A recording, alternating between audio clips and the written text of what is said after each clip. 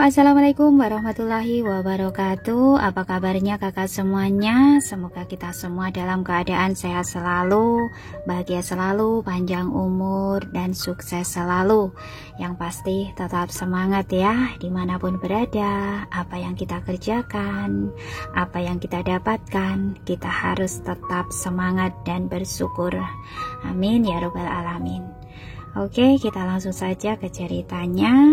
Selamat mendengarkan. Yuanita dan Hana terkejut. Yasmin berkata dengan dingin, "Kamu tidak perlu meminta maaf kepadaku. Akui saja. Apa kamu merasa tidak puas dengan pakaian rancangan LM dan merasa riasan wanitahu seperti riasan geisha dan aku membawa barang jelek? Memangnya perkataanku salah? Kalau LM tidak bisa merancang pakaian, maka jangan merancang pakaian, bahkan mencari profesor. Tapi ini hasil rancangannya. Riasan orang Hu tidak seburuk itu." Yuanita berdiri dan berkata dengan nada mengancam. Dia hanya meremehkan Yasmin yang hanya seorang asisten. Jika bukan karena Jason dan Handi, apa dia cukup layak untuk bergabung dengan tim produksi? Mendengar ini, Chandra berkata kepada Yuanita dengan suara dingin, "Jika kamu tidak tahu sejarah, jangan bicara omong kosong." "Aku tidak tahu sejarah. Di film dan orang TV, orang-orang di dinasti Tang juga berdandan seperti orang Hu, tapi riasan mereka sangat indah." "Kamu juga tahu kalau itu dinasti Tang, dan riasannya memang seperti ini. Kamu mau berakting atau tidak?" Chandra bertanya dengan tidak senang. Dalam hal ini dia 100% berada di pihak Yasmin. Yuanita memandang Chandra dan berkata, "Sutradara Chandra, aku mengatakan ini padamu juga untuk menyelamatkan mukamu. Jangan sampai perusahaan menarik kembali investasi dan kamu menangis di Instagram." Yasmin terkejut, ternyata dia begitu percaya diri karena perusahaannya berinvestasi di drama ini.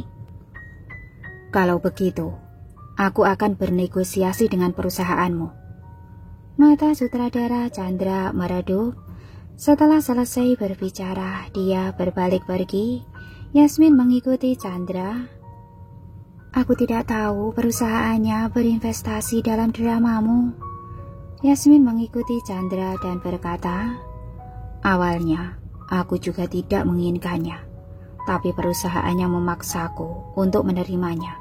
Kalau dia tidak bergabung, maka tidak akan ada investasi," kata Chandra. Sebenarnya hal yang sulit adalah syuting drama sejarah sulit dilakukan, apalagi drama yang fokus pada perang dalam pergantian kostum. Yasmin kembali ke kamar, mengeluarkan ponsel dan menyimpan rekamannya. Chandra sudah kehilangan waktu setengah hari. Akhirnya dia memecat orang yang mengunggah rekaman di balik layar dan menunjuk orang lain untuk mengambil alih. Setelah kejadian itu berakhir, Yuanita meminta maaf di Instagram. "Aku benar-benar tidak menyangka sebuah kesalahpahaman bisa membuat para penggemarku menyakiti orang yang tidak bersalah. Apa yang terjadi pagi ini hanya salah paham, dan sekarang masalahnya sudah dijelaskan dengan baik. Aku sudah meminta maaf secara pribadi pada Yasmin. Aku harap para penggemarku jangan marah lagi." Dia tidak membahas masalah menindas asisten dan peran pendukungnya. Sebelumnya dia telah menjelaskan hal-hal ini, jadi saat ini perusahaan berencana untuk mengabaikannya. Masalah ini hanya bisa dianggap berlalu begitu saja. Yasmin yang sedang berbaring di tempat tidur untuk beristirahat di malam hari menelpon Luna. "Aku sudah membaca berita di Instagram. Apa akan dibiarkan seperti ini saja? Aku pikir Jason akan mengeluarkannya dari tim produksi." Luna tidak terlalu puas dengan hasilnya. "Dia bisa keluar untuk menghajarnya secara langsung saja sudah cukup," kata Yasmin datar. Sebenarnya dia merasa Yuanita tidak akan melepaskannya. Temperamennya ini tidak terbentuk dalam 1-2 hari saja. Semua orang di sekitarnya memanjakannya dan dia sudah lama bersikap seenaknya. Kali ini dia melakukan kesalahan tapi tidak mendapatkan ganjaran. Bagaimana mungkin bisa melepaskan dirinya begitu saja? Luna mendesah. Aku tidak pernah menerima pesanan dari dunia hiburan karena tahu para selebriti ini tidak mudah dilayani. Ternyata benar saja. Setelah memikirkannya, ini adalah salah Jason. Apa para mitra kerjasama mengatakan sesuatu? Yasmin tersenyum dan mengganti topik pembicaraan. Ketika Luna mendengar ini, nadanya sedikit membosankan. Mereka sudah tidak membahas masalah pelanggaran kontrak. Tapi aku merasa saat kontrak berakhir, mereka tidak akan memperpanjang kontrak karena mereka membujukku untuk memecatmu. Benar-benar lucu. Yasmin berkata dengan tenang, ini keuntungan menyembunyikan identitas, bisa memilih merek yang bagus. Aku rasa kita juga harus meluncurkan merek sendiri. Dengan begini, kita tidak perlu mengandalkan reputasi orang lain untuk menghasilkan uang. Membangun toko khusus pemesanan pribadi sudah cukup memusingkan. Ditambah lagi hanya kita berdua yang bertanggung jawab atas seluruh toko. Memperluas skalanya akan memakan terlalu banyak energi. Mungkin akan mengalami kerugian, kata Luna. Tidak satu pun dari mereka memiliki pengalaman di bidang ini dan Luna tidak berani mengambil resiko. Kita bicarakan lain kali. Tidurlah lebih awal, kamu sudah bekerja keras, kata Yasmin dengan hangat. Setelah menutup telepon, Yasmin menyadari Jason telah mengirimkan pesan WhatsApp. Dia segera mengkliknya. Apa kamu puas dengan penyelesaian masalah Yuanita? Iya, lumayan, jawab Yasmin. Bagaimanapun juga nanti dia harus menyelesaikannya sendiri. Kamu bergabung ke tim produksi sebelum membuatkan tes Sopora yang kamu janjikan terakhir kali. Pesan Jason membuat Yasmin merasa dihukum dengan lembut. Dia segera mengangkat tangannya dan menepuk wajahnya, lalu mengetik balasan ke Jason. Begitu kembali, aku langsung bergabung dalam tim produksi. Aku bahkan sudah lama tidak pulang ke rumah. Aku lelah bekerja, aku istirahat dulu. Tentu saja Jason mengetahui hal itu. Selama ini dia kembali ke rumah kontrakan Yasmin untuk membantu membersihkannya. Setelah tinggal sendirian di rumah yang pernah ditinggali Yasmin, dia menyadari sekecil apapun sebuah rumah akan terasa sepi jika tidak ada orang di sana. Para kru melanjutkan syuting seperti biasa. Ketika Yasmin sedang makan bekal makan di siang hari, salah satu aktor pendukung tampan duduk di sebelah Yasmin dan berkata sambil tersenyum, apa kamu bisa membantuku makan paha ayam ini? Belakangan ini aku sedang diet. Yasmin mengangkat matanya dan melirik ke arahnya. Apa kamu tidak punya asisten? Dia mengenal aktor pendukung ini, namanya Rizky Danuarta. Kemampuan aktingnya sangat bagus tapi tidak memiliki pendukung yang kuat. Para penggemarnya sering merasa kasihan padanya. Rizky tersenyum dan berkata, asistenku gemuk, dia sudah tidak perlu makan lebih banyak. Kamu terlalu kurus, makanlah lebih banyak. Yasmin merasa pria ini sangat gombal. Selain itu membicarakan hal buruk tentang orang di sisinya, apa bedanya dengan seorang teman yang menusuk temannya dari belakang? Tidak perlu, aku merasa aku sangat sehat. Yasmin menolak dengan sopan. Setelah mendengar ini, Rizky hanya bisa pergi dengan membawa kotak makan siangnya. Yasmin mengira itu hanya hal yang tidak penting. Siapa yang tahu setelah syuting di sore hari, Jason akan menelpon. Yasmin menekan tombol jawab dan mendengarnya bertanya dengan tidak senang. Apa yang terjadi antara kamu dan aktor itu? Apalagi? Yasmin bertanya. Siapa yang tahu begitu dia selesai bicara, suara Handi terdengar dari belakang. Yasmin, lihat aku. Yasmin berbalik dan melihat Handi bersama Pak Wawan berjalan ke arahnya. Sebelum Jason dapat bicara, dia mendengar Yasmin berkata, "Aku ada urusan yang harus dilakukan. Aku akan menelponmu setelah selesai." Setelah mengatakan itu, dia menutup telepon tanpa memberi kesempatan pada Jason untuk menolak. "Pak Wawan, kenapa bisa datang ke sini?" Yasmin mendekati Handi dan Pak Wawan lalu bertanya dengan hormat. Handi langsung merasa cemburu saat mendengar ini.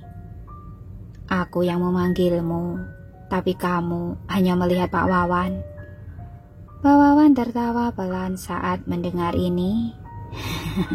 Bocah ini cemburuan sekali. Yasmin agak canggung, dia tersenyum datar dan berkata, "Kakak kelas terkadang suka bercanda." Handi tersenyum tanpa mengatakan apa-apa. Pak Wawan berkata, "Ayo kita ke restoran dan mengobrol." "Oke, aku traktir kalian." Yasmin dipenuhi dengan antusiasme. Mereka bertiga berjalan ke restoran di luar kota Halu. Handi berkata dengan suara yang dalam, "Ada berita negatif lain tentangmu di internet. Ketika Jason melakukan itu, aku tahu masalahnya belum selesai." "Aku sudah menebaknya, tapi ada berita apa tentangku di internet?" Yasmin tidak menganggap serius hal ini. Handi berkata, "Saat kamu sampai di restoran, sebaiknya kamu baca sendiri di internet." Yasmin bergumam. Duduk di restoran, Pak Wawan akhirnya berkata, "Aku dengar dari Handi, kalau tim produksi ada orang yang mempertanyakan rancanganmu. Aku datang ke sini khusus untuk memberi edukasi." "Apa Pak Handi sengaja menangkapmu datang ke sini?" Yasmin bertanya sambil tersenyum. Pak Wawan tertawa dan bersikap sangat baik. "Aku sangat menyukai naskah Chandra. Aku merasa naskahnya sangat dalam. Jika bisa dikerjakan dengan baik, dapat dianggap sebagai drama sejarah. Sebagai peneliti sejarah, aku sudah sewajarnya memikul sebagian tanggung jawab mewariskan budaya." Setelah mendengar ini, Yasmin sangat tersentuh, tapi tidak dapat menggambarkan emosinya saat ini dengan kata-kata. Setelah Handi memesan makanan, dia berkata dengan lembut, "Aku harap kita bisa bekerja sama untuk mempersembahkan drama ini kepada semua orang dengan cara terbaik." Yasmin segera merespon. Dia mengerti betul Pak Wawan sebenarnya dipanggil oleh Handi untuk mendukungnya. Yuanita menindasnya karena dia masih muda dan hanya asisten, jadi tidak menganggapnya serius. Yasmin berterima kasih kepada Handi dari lubuk hatinya. Namun sebenarnya tanpa bantuan Pak Wawan pun, semua orang akan setuju dengan desainnya setelah drama itu ditayangkan. Sambil menunggu makanan, Chandra juga dipanggil. Begitu Pak Wawan melihat Chandra, dia menarik Handi untuk mengobrol dengan tentang sejarah bersama. Yasmin memanfaatkan momen ini dan mengunggahnya di Instagram. Kemudian dia melihat pencarian panas yang sangat aneh. Seberapa besar daya tarik yang dimiliki Yasmin? Dia mengklik dengan bingung. Di unggahan Instagram itu tampak foto Rizky berjongkok di sampingnya dan mengobrol bersamanya tadi siang. Dan keterangan gambar ini keterlaluan. Dibandingkan dengan Yuanita, penampilan Yasmin jauh lebih baik. Dia juga sangat serasi dengan Rizky. Pasangan serasi semacam ini sangat langka. Menurut kalian, siapa yang paling serasi dengannya? Jason, Handi, atau Rizky? Di bawah unggahan ini, semua orang memarahinya. Yasmin sudah tidak berpura-pura lagi ya. Bukan cuma menyeret kakak sepupunya untuk menjadi pasangan, bahkan tidak melepaskan Handi dan Rizky. Ya Tuhan, pria yang pernah bicara dengannya pasti dipasangkan dengannya. Aku tiba-tiba sangat membencinya. Apa yang LM lakukan, mengandalkan asisten menggoda orang untuk meningkatkan popularitas, benar-benar membuatku jijik setengah mati. Bahkan menanyakan pasangan mana yang paling serasi. Perkataan bodoh apa ini? Membayar sendiri demi memasarkan diri sendiri begitu hebat. Melihatnya saja sudah membuatku ingin meninju. Semua berisi komentar buruk. Yasmin sudah selesai membaca. Dia diam-diam menutup Instagram. Handi menyadari ada yang tidak beres dengan dirinya dan segera bertanya dengan khawatir, "Apa rencanamu tentang masalah ini, Instagram?" "Menurutmu, siapa yang melakukan ini?" Yasmin bertanya sambil memegang ponselnya. Strategi umum dalam industri hiburan adalah membuat berita negatif tentang orang lain dan meramaikannya. Para netizen tidak tahu siapa yang melakukannya, tentu saja melampiaskan amarah pada korban. Handi menghibur Yasmin. Begitu dia selesai bicara, suara Jason terdengar dari pintu ruangan pribadi. "Tidak keberatan kan, tambah satu orang lagi?" Yasmin menoleh ke arahnya dengan terkejut, tapi dia segera menenangkan diri dan berkata, "Kenapa kamu ada di sini?" Jason langsung masuk ke ruangan pribadi, berdiri di sampingnya, meletakkan tangannya di bahunya. "Tentu saja aku di sini untuk membantu sepupuku mengatasi masalahnya." Pak Wawan yang duduk di sebelah Handi berinisiatif untuk berdiri dan berkata, "Kalian anak muda, duduk dan diskusikan dengan baik cara menyelesaikan masalah di internet." Chandra juga tahu apa yang terjadi di internet, tapi dia sendiri tidak punya solusi untuk menangani hal-hal seperti itu. Jason duduk di sebelah Yasmin, menatap Handi dengan ringan dan berkata, "Artis dalam kru kalian sangat sombong. Apa seorang asisten pantas menjadi sasaran artis kalian ini?" "Sulit untuk mengatakannya tanpa bukti," kata Chandra. Jason menyela Chandra dengan mata dingin. "Saat kalian menemukan solusi, semuanya sudah terlambat. Kalian telah berkecimpung di industri hiburan, tapi kalian bahkan tidak tahu kapan harus melakukan hubungan masyarakat di saat krisis." Yasmin menyenggol lengannya. "Kamu tidak bisa bicara baik-baik." "Aku tidak bisa. Kamu ajari aku." Jason menatapnya dengan dingin. Pak Wawan memandang Jason sambil tersenyum. "Jason benar-benar orang yang berani mengutarakan pendapat dan bukan orang dunia hiburan, makanya bisa melakukan apapun yang dia mau. Kamu dan Handi sama-sama baik. Yang satu membantu Yasmin menyelesaikan masalah di luar tim produksi. Yang satu membantu menyelesaikan masalah di dalam tim produksi." Yasmin tiba-tiba berpikir, Pak Wawan sebaiknya tidak bicara. Setelah mengatakan ini, ekspresi Jason menjadi semakin jelek. Handi melihat ekspresi Jason dan tersenyum penuh arti. "Sebagai kakak sepupu, Pak Jason sangat bertanggung jawab. Hanya saja aku khawatir kekasih hatimu Joanna memperlakukan Yasmin seperti wanita." Wajah Jason tampak acuh tak acuh. "Siapa bilang Joanna adalah kekasih hatiku?" "Oh, kalau bukan, apa kamu akan memberinya tas mahal dan memasukkan dia yang tidak bisa berakting untuk menjadi artis dalam drama beranggaran besar?" Handi pura-pura penasaran. "Aku tidak perlu menjelaskannya padamu," jawab Jason dengan tenang. Handi mengambil gelas air dan meminumnya tanpa banyak bicara. Yasmin tertawa singkat dan berkata, Kalian bicarakan masalah sejarah lagi saja. Aku merasa itu cukup menarik.